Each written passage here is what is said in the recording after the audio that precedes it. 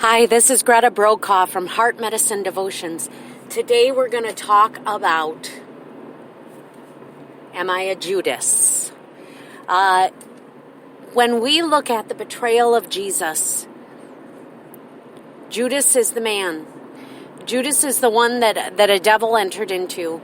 And Judas is the one that snuck out in the night from the dinner that Jesus knew was going to betray him. And all of the other disciples were like, is it me? Is it me? Is it me? And Judas knew it was him. And we focus on the fact that Judas betrayed Jesus, that Judas put Jesus on the cross. Jesus was going to go to that cross no matter what. He came to do his Father's will. He came to die on that cross. But how did Judas end up being the one? That's what I've been thinking about. How did Judas end up being the one? Because none of the disciples were perfect. And there were certainly other people around who could have betrayed Jesus in one way or another. Peter denied him 3 times. He may not have handed him over to the people who would crucify him, but he certainly didn't save him from them either. And he certainly didn't stay faithful during Jesus's death. But when we look at Judas, what made him Satan's mark? And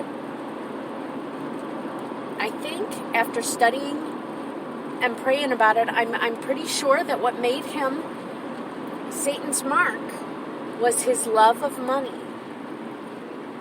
Jesus said that the love of money is the root of all evil. Not money itself, but the love of money. Now, how do I come to this conclusion that it was the love of money that made Judas vulnerable to Satan, that made Judas the betrayer?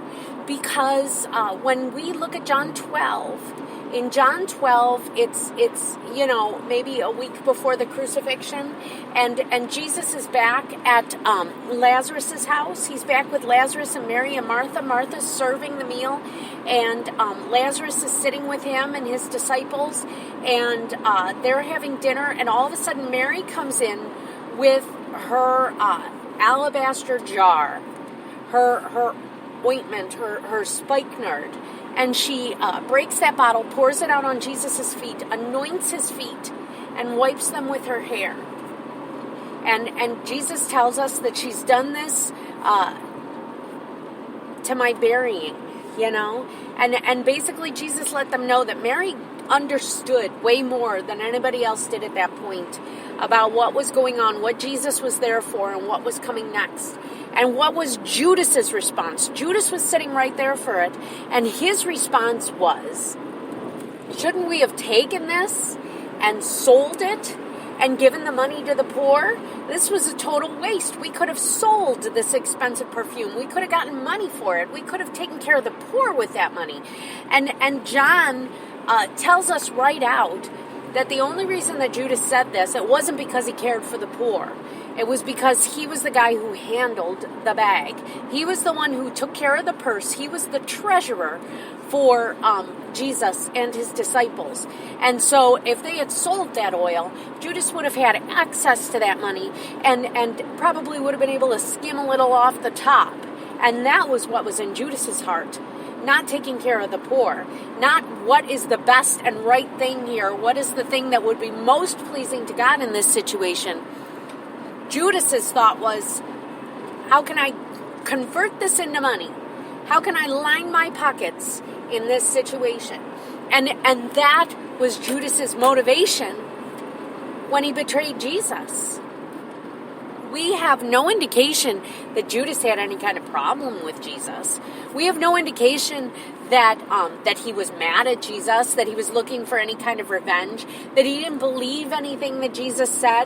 He wasn't like the Pharisees whose eyes were blinded to the truth. He wasn't like the Jewish leaders who were jealous of Jesus and afraid that he was going to take the people away from them, take away their popularity, their power, the control that they had. Judas didn't seem to have any of those problems. They aren't recorded. The only thing that is recorded is his love for money. The only thing that is recorded is the 30 pieces of silver that he got for the betrayal. As far as we know, that was his motivation. The motivation of money. The love of money. And he loved that money more than Jesus. So now let's take this back to us.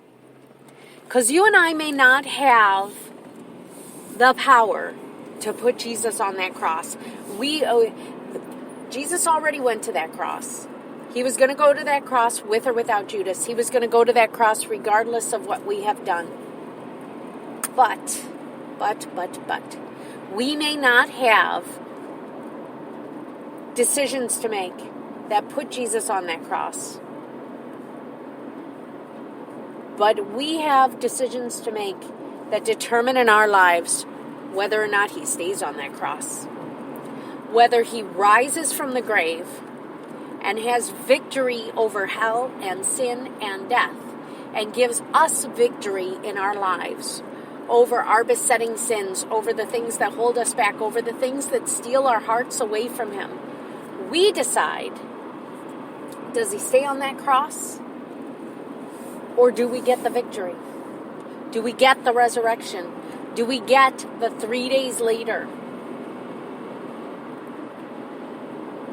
And so now this comes back to, are we vulnerable in the same way that Judas was?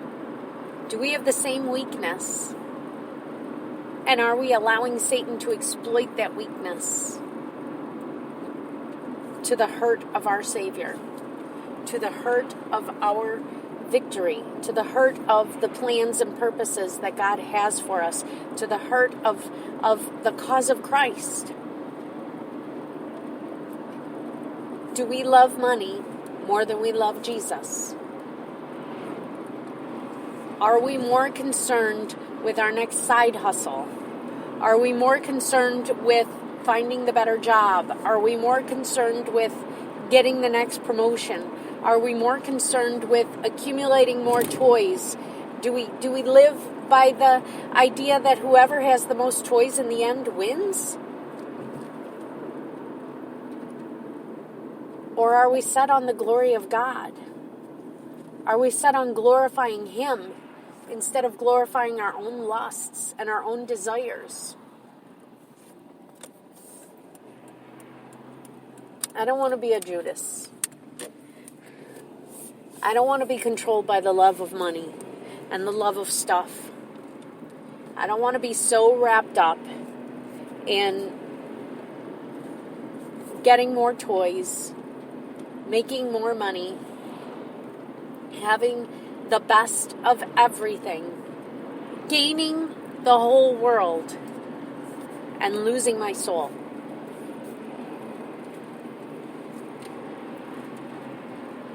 Am I a Judas? Are you? This is Greta Brokaw from Heart Medicine Devotions, and I just want to challenge you to think about that thought. Think about it. Ask God to fill your heart with the truth as he sees it. I'll talk to you again soon. God bless you.